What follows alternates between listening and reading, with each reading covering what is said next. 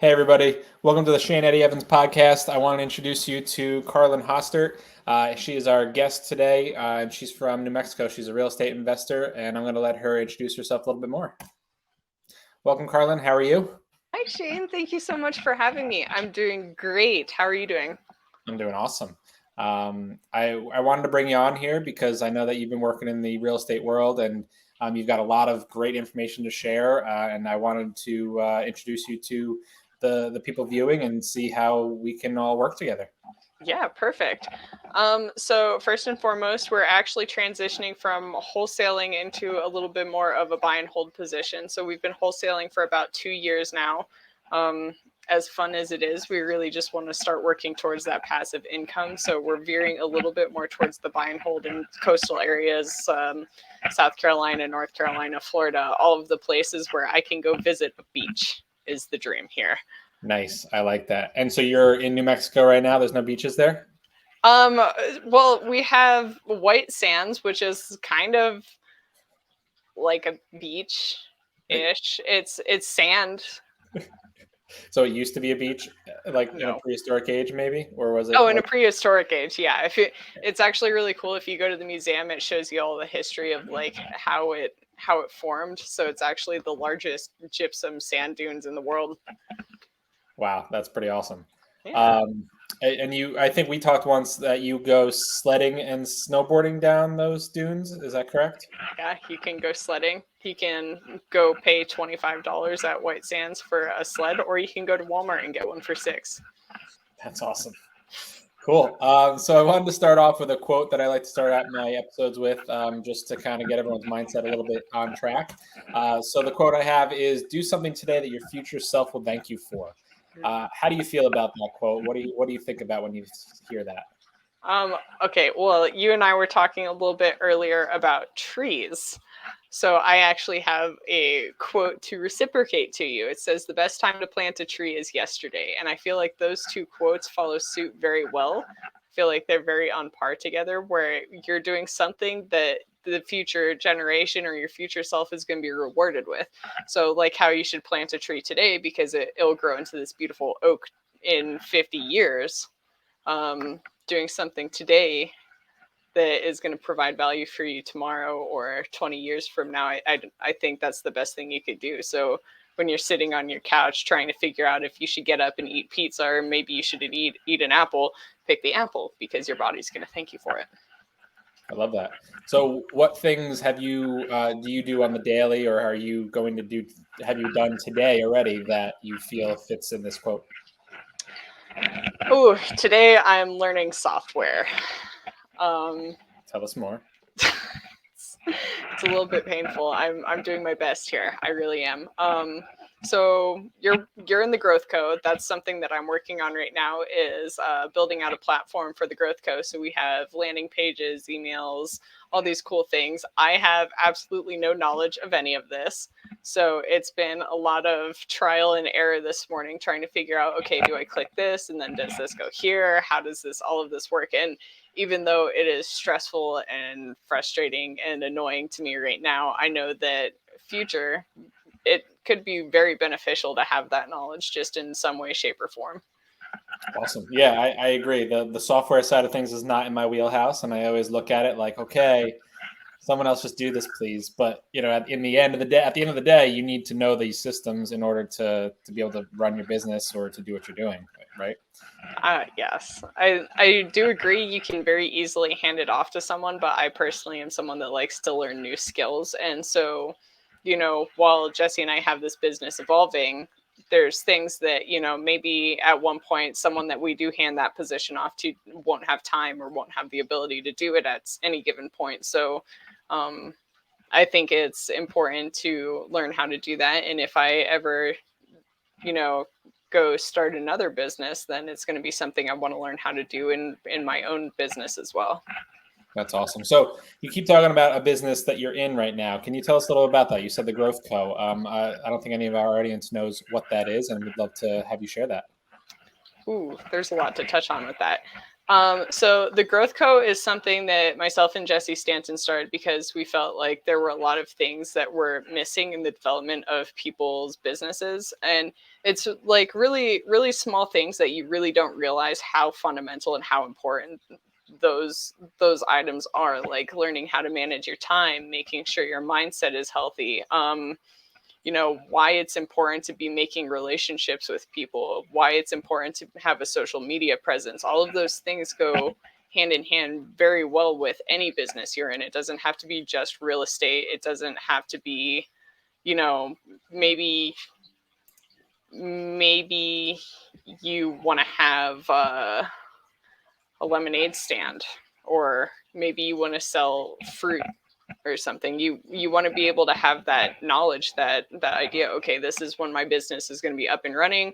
These are the people that I want to develop relationships with. Maybe you want to get your produce out into the stores. You need to develop relationships with store managers and people like that, where they're going to be inclined to sell your produce. So the things that we teach in Growth Co are applicable to any sort of business you're in. It just happens that Jesse and I have real estate background, so we're able to hone in a little bit more on that specifically. Very cool. So, I'm going through the program right now, and I'll be finishing up in sadly a week or so, and it's really sad because it's not very much left. But I can attest that this program, the Growth Co program, has really changed the way I do things. I went from a lot of shiny squirrel moments to exactly what you're saying, and connecting with people and making sure that my time is used wisely. There's another component to that. It's not just a coaching side of the program in terms of your business. What's the other component to this coaching program that a lot of programs don't have per se? I think one of the big things that Jesse and I pride ourselves in is we have a lot of hands-on. And it's not just, you come, here's a video, watch the 17-minute video, and then move on to the next topic. We really pride ourselves in the development of how we've pulled this program together. So it's a lot of, here's the example we like to use is if you're learning about tires, learning how to change tires. We don't want to just be like, oh, here's a tire, go change it. Good luck. We want to have the foundation of why tires are important, why it's important to know how to change the tire, what tools you'll need to change the tire. So the first day, our days start on Wednesdays. The first day, we're going to learn about the fundamentals of tires, the history of tires, where did they come from, how have they evolved, what is the most practical tire to use for any given thing. And then the following day, Thursday, we're going to get a little bit more in depth. So now that we understand the background of tires, why those are important, we're going to learn how to change the tires, and we're going to do that together. So you're not just going to watch a video and then go out and try and figure it out on YouTube or whatever. We're going to do it collectively together, as collectively as you can, virtually at least. And then on Mondays, we have bonus Zooms. And the reason those are important is because maybe you didn't really fully understand how to change the tire, and maybe you had a really hard time. So we want to come back and really, really focus in on, okay, where was the hiccup, what was the hard part, and how are we going to regroup and re-navigate that so you have the full understanding of how to change the tire. So everything we do, we have very intentional methods behind it, and we don't just want to leave people blindsided and really confused and frustrated with the 30-minute YouTube video and lack of instruction. Yeah, and I have to say the personal touch of doing that and having actual face-to-face time through Zoom with the two of you and the rest of the cohort is pretty amazing. And one of the things that for me has really hit home is mindset. Can you touch on that a little bit? I know that's kind of your specialty, and I feel it. Yeah, go for it. I'm flattered. Can I touch on mindset? Remember, we've got it about an hour, so I mean, touch on means. So write a book. Got Right, it. exactly. I guess my first question is what areas, what aspects of mindset are you thinking of? Are you thinking more personal development, professional development? Whatever you want to share. I mean, it's interwoven into the success of people, regardless if it's professional or personal. And as you and I have discussed in the past, you can't have a professional success without first being personally successful. So however you want to interweave that together is totally your call. So I think the most important thing about mindset is starting with your personal development, because without your personal mindset being able to be focused, really honed in on, then your professional development and your professional mindset is going to be a lot more challenging, because as humans, we are programmed to think emotionally.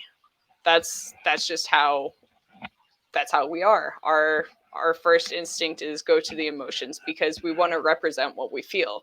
And so understanding your emotions and how those tie in together is really the first step I feel is important for not just your professional life, but your personal life as well. Because, I mean, let's say in a marriage, you get into an argument, you're most likely going to escalate that because one person raises their voice and, oh no, now I have to be the louder person, and now that person has to be louder, and it's a lot of back and forth. And when you really start focusing in on your personal development, now you're not going back and forth up the ladder. Now you're saying, okay, hey, this is a problem, and I need to separate my emotions from logic right now so I can really hear what the other person is saying.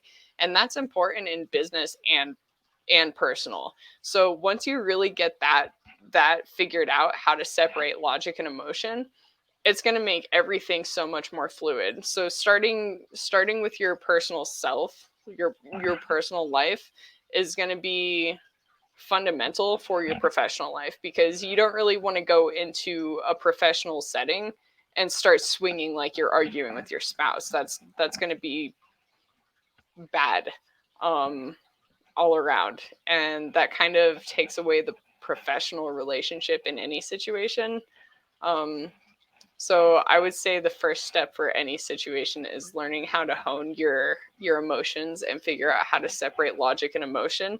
I'm not saying cut out your emotions completely, but knowing when the right time to use your emotion and to use your logic is very fundamental. Yeah, I completely agree with that. I think also along the lines of that, um, you've also have to use emotions in the work in the field, right? Because you need to be able to connect with people in ways like you talked about before, connecting with people and building those relationships. And the most genuine and the most um, successful connections and deals that I've done are with people who are genuinely connected to me, and I feel that is the epitome of something that a lot of people don't understand. They're like, "Oh, we're here for the money." Well, yeah, we are, but also we care for people and we take care of them and we make sure that we in reciprocation that we get that back. You mentioned something about having two sides. You've got emotions and you've got logic, right? So, I know myself when I go for my morning run, every day gets a little bit longer because I'm pushing myself every single day. And, I might go to the next telephone pole and turn back around and start running back up the hill or whatever it is. And halfway through that run back, I have to have a conversation to myself, right? So you've got the brain, which is the emotion side, and then you've got your actual consciousness, which is like controlling the actual what you're doing. And I actually, if someone was to run next to me, and they'd be looking at me like I was crazy because I literally have a conversation with myself. I'll talk, be in my brain and be like, I'm terrified that my body's gonna die. I need oxygen, blah blah blah. And then I'll be like, well, what's wrong? We did this yesterday, So I have these conversations with myself, and it sounds batshit crazy, but it feels like it's a step forward, right? In some way, shape, or form, because I'm even having conversations with myself that I'm trying to make sure my mindset is there, and I'm telling myself I can do this. I did it the day before. What's wrong with today? Like, is there something different? So like, have you ever had any situations similar to that? Oh, I just drag my toddler around now so people think I'm talking to my toddler and not myself. It's You got a great cover up. yeah. Like, man, she's having a very deep conversation with that 2-year-old. That's No, funny. I do that all the time, and I know you've actually gotten voice clips of trying to have a conversation. I'm sitting here having a whole conversation with myself while I'm trying to have a conversation with you. I think talking to yourself is very, very normal, and honestly, I personally think it's healthy. Um, I'm no psychiatrist. I don't have any PhDs, but from what I've learned is when I started having conversations with myself, I became my biggest cheerleader. Yes. So when I'm sitting here cheering myself on, I could care less if other people are like, look at that lady dying up the hill with the stroller. Because I'm just over here having a great time. Like, yeah, these flowers look nice. This is great. This is a beautiful world. And I'm just out here having a great time. And when I'm cheering myself on, I don't care at all what anyone else thinks. So I think having that conversation with yourself and really pushing yourself is going to be much more successful than sitting around waiting for someone else to praise you and what you're doing. Absolutely. So having internal satisfaction versus external satisfaction, or internal Mm-hmm. success versus external, right? Yeah. So I guess looking at internal and external, and I think of collaboration, right? So you build a team. You're working with Jesse, and I think you have a couple more people on your team. Your husband James as well. So I have a question I want to ask. So being that real estate is often collaboration, can you share a story about a partnership that significantly impacted your investing journey? Oh wow, there's a lot of those. So obviously Jesse. Jesse was actually the first person I ever talked to involving real estate, and he's hands down one of my best friends now. So anytime I have any questions, anytime I just need like a nice pick me up or someone to tell me, hey, you know what, get your head out of your butt. You need to keep pushing. Stuff like that. Those relationships are so important because we have such a competitive nature as humans. We're always trying to compete. I mean, look at sports, we're competing against each other. Look at my house is bigger than yours, or you know what, I have the newest car and you still have a 1993 Honda, whatever. Our instincts are just always compete, compete, compete, and it's been that way since forever. I mean, there's petroglyphs showing competition in Egypt, in you know in Native Americans, in whatever history you want to look at. There's always been competition, and I think nowadays people are starting to realize, hey, I'm going to be more successful if I work with this person, not against this person. So if you take sports back, like bring the sports analogy back, we're competing against other teams, but those other teams are still working together. You have every player on the team working together to compete against another team. So even though there's still that rivalry, there's still that competition, you still have 15, 20, however many people on that team working hand in hand for one objective, one common interest. So I think when it comes down to competition versus collaboration, Jesse has been one of my biggest collaborators. Daniel Quijano actually is the person that got me my first deal and my second deal. So he really kind of walked us through the process of how everything works, and to this day he's still one of my great friends. We have a great relationship. I get weird texts from him at any given point of the day. Um, you and I have collaborated in some aspects. So, really, honestly, I can't just pinpoint one relationship that has stood out, because anyone that I've collaborated with has developed into such a beautiful relationship that I wouldn't even consider competing with any of the people I've collaborated with, because there's just so much more benefits to working hand in hand with one person or two people or five people or however many it is, that you get more success that way. Yeah, I love that. I mean, it's the mindset of the go giver, right? Hmm. You've got this. For anyone who hasn't read this, the Go Giver is a book about instead of being the go getter, you're the go giver, and collaboration is key to success, and it's what all the high level people are doing. Um, they're helping pushing each other along. Yes, they're competing in a way to get more deals, but they're not undercutting each other. They're not trying to screw someone over. They're trying to help each other push the threshold a little bit further, So yeah, I love that you kind of brought that up. The idea of grouping up and teaming up with people is super, super powerful. And it's just something that when you're at a different level, right?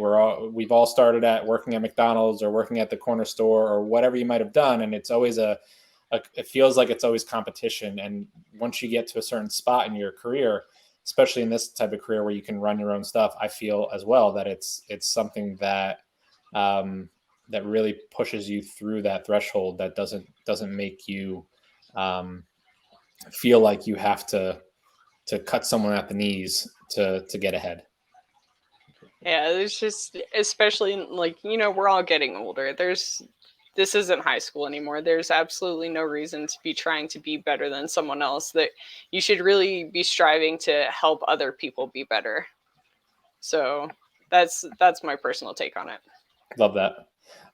So now you've got a couple of interesting projects going on. I know you've done a few interesting projects. I'd love to talk a little bit about that. So among the properties you've invested in or are investing in, is there one that holds a special place in your heart? What's the story behind it?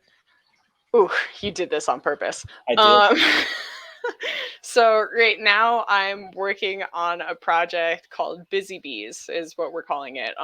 It's an indoor pay to play. It has a name. It does. Awesome. I'm super excited, and the reason it's called Busy Bees is because, much like Shane, I am obsessed with bees. You are. The anything on your wall doesn't tell me much. This is actually James' design. Oh. Not that I've influenced his decisions in life or anything. So I have a special attraction to bees because they are so prolific. They are the epitome of working together. They work in unison to create one objective, which is develop the hive, keep the hive going. And it's really interesting, if you watch the way they work, they actually make chain links with their bodies to develop the honeycomb, which I just think is super cool. Like, they are such good workers, and it's just fascinating to me. And on top of the way they work, they're such a fundamental part of our ecosystem. And I think a lot of that has been lost in, pesticides, herbicides, all of these things. So Busy Bees is something I'm creating with my husband, to encourage kids to be involved with nature, to really learn how to work together, learn how to do things together. And simultaneously, it's actually being an indoor pay to play. To me, that's really important because I live in a community that doesn't have a whole lot of resources for kids.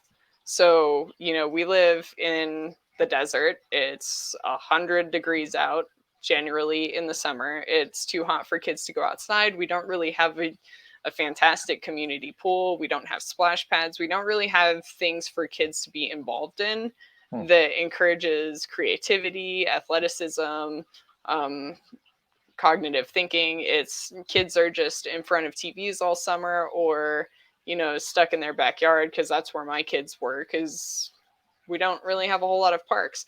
And so Busy Bees is really important to me because I want to be able to provide something for our community where kids feel they have a space to go to. I want to put an art room in there. I'm really interested in the corn box. That's what I'm going to call it, the corn box. That to me just seems really great. It's really good for hands-on. I want to have a little area for little kids, a big jungle gym. Unfortunately, the building that we wanted to get, I'm not really sure where we stand on that, but we're starting to look at other commercial spaces that might be a little bit more practical for diversifying an age group. So instead of doing 0 to 12, we can have, 0 to 4, we can have 4 to 12. And then there's actually a couple properties that have extra space on them where we're thinking we could add something a little bit more inclusive for teenagers. So the teenagers have something to do that's a little bit more mentally stimulating than some of the decisions teenagers are making nowadays. Yes. Being a high school teacher for the past 13 years, I know what you're talking about, and I have yet to look back at that. And I'm not looking forward to my 2-year-old becoming a teenager anytime soon. I'm going to enjoy this until I can. So going back, because I'm sure everyone's thinking, what the hell is a corn box? I wanted to really quickly recap what that was. So essentially, it's like a little sandbox that when I was in upstate New York visiting family, instead of it being a sandbox with a bunch of little dump trucks and like excavators and different toys, it was filled with dry corn. And instead of it being a place where like cats can visit, they don't like the feeling of that, and they decide, oh, okay, I won't bug that. So now it's this cool interactive thing with a different texture for kids to play with, which is really cool. Um, awesome. So sounds like a really cool project. Do you have a timeline in place for that? Are you hoping to get it done um, in a certain phase? Or I mean, I'm not trying to push any buttons. Just wanted to know when we can see that happen. No, you're not pushing buttons. You're just harping on the heartstrings here. So initially we had a 6-month projection because the first property that we were looking at isn't really going where we anticipated it to go. We're kind of having to reevaluate what our timeline looks like.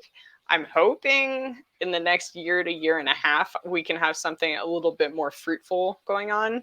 Nice. But as far as it goes, the timeline right now, ideally, we're just trying to find a building that we can get this project started in, and then we'll have a little bit more of an idea of what our timeline is going to look like for up and full development after that. Very cool. Very cool. So my next question, you talked a little bit about planning and development and things like that. So like, how do you balance the analytical side of real estate with your gut instincts and your intuition when making your investment decisions? You mentioned, wanting to do this for the kids as a community thing. How does that affect finances? Also, you wanted to do something by the beaches so you can go visit the beach. What do you look at when you try to balance those two things together? I guess with the analytical side of things, like a pay to play, one of the things we had to do was a lot of research involving what kind of communities the pay to plays are usually in, what the population looks like, the average pay price, and then we had to do a lot of cross referencing to see if our community would support the pay rates that we would have to be able to fund basically the entire project. And then we had to also do a lot of research figuring out what our monthly income would have to be and what we would need to be paying out for, employees, for maintenance fees, for um, electric, gas, air conditioning, anything that falls into that category. So utilities essentially. And then we are planning on putting a small cafe into the pay to play for parents. So, you can sit and enjoy coffee or, a snack or whatever it is while your kids play, or maybe the kids get hungry and they need something healthy to eat. So we had to do a lot of research to fully understand how much money it's going to take to go into this monthly versus how much we need to be pulling out to actually make a profit. So first and foremost, the kids to me is the number one priority because I've got 4 of them. They're so bored all the time. Like my backyard is like a small amusement park because it's just trying to find ways to keep them stimulated and engaged. And so for me, the number one priority before anything else, and I know most people are going to say the money is important. Yes, the money is important, but to me, the most important thing that comes out of this is making sure that our kids are developing in a good generational way, because they are the next generation and they are going to be determining what's happening with our country, what's happening with the world, at some point in time. So making sure they have good brain development, good fundamentals, good morals, that is hands down the most important thing to me before money comes into picture. So as long as we can pay our bills, that's right. I love that. That's amazing. So to me, it sounds like, you've got a real devotion to your kids and the kids of the community in a way that you want the world to grow. And we've talked about this before, that you're really into nature and sustainability. And you have another mission that I remember you talking about it in the past. Would you like to share a little bit about that? Are you talking about my elephants, Shane? I mean, no, you're talking about your elephant sanctuary, not me. Okay, so the elephant sanctuary, how did that start? So my husband's active duty. We lived in Korea for a year, and we were there unfortunately during COVID, so we didn't really get to do as much traveling as we had anticipated. But before COVID hit, we were looking into places we could visit for our mid-tour. So for people who aren't familiar, mid-tour is basically the allotted time the military gives you to take a break, essentially. So my curiosity peaks. I love culture. I love seeing the way different countries live, what they eat. I am the first one to try anything weird. Um, James can attest to that. He's not particularly excited about my food choices sometimes. But I got curious and interested in Thailand. And one of the things that I came across when I was researching Thailand is I was looking at the different elephant sanctuaries that we could visit. Well, come to find out, a lot of the places that have elephants aren't generally very ethical, which is a big problem for me. There's a lot of problems that come into elephants and the various types of elephants and deforestation and them losing their homes essentially. So taking these animals that are losing their homes and putting them into places where they essentially become a carnival ride, that just didn't settle right with me, because they are so smart, they're so beautiful, they're like giant puppies that could probably crush your skull in a matter of 30 seconds or less if they tried. Like they just have a special place for me. So that kind of piqued my curiosity of, okay, well, what can I do to change something? What can I do to make a pivot with the way that we're treating our wildlife? Because it's not just elephants that are dealing with these problems, it's all of the animals. I mean, the theory stands that if you take a mosquito out of the environment, then that can collapse the entire food pyramid. It can collapse the entire ecosystem. So something so small has such a huge impact on the way that people are living, the way the world works.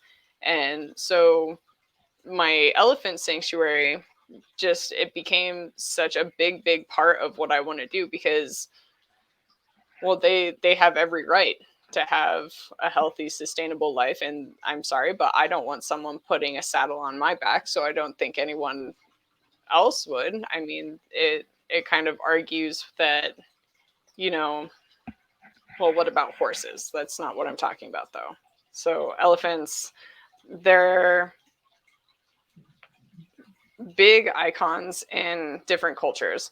So like the Hindus and the Indians, they use them for transportation. You don't see them putting saddles on their back, though. The elephants are basically part of their family. And so somewhere in translation, it went from this big, beautiful beast that has every right to be able to be free to some sort of captive little pet.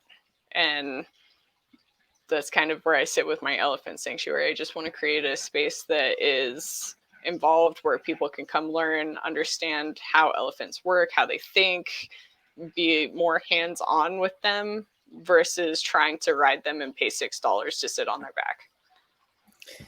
Yeah, I think that's wonderful. So where do you see this happening, and how many elephants are you going to save, and like what's your thought? Like what's your vision?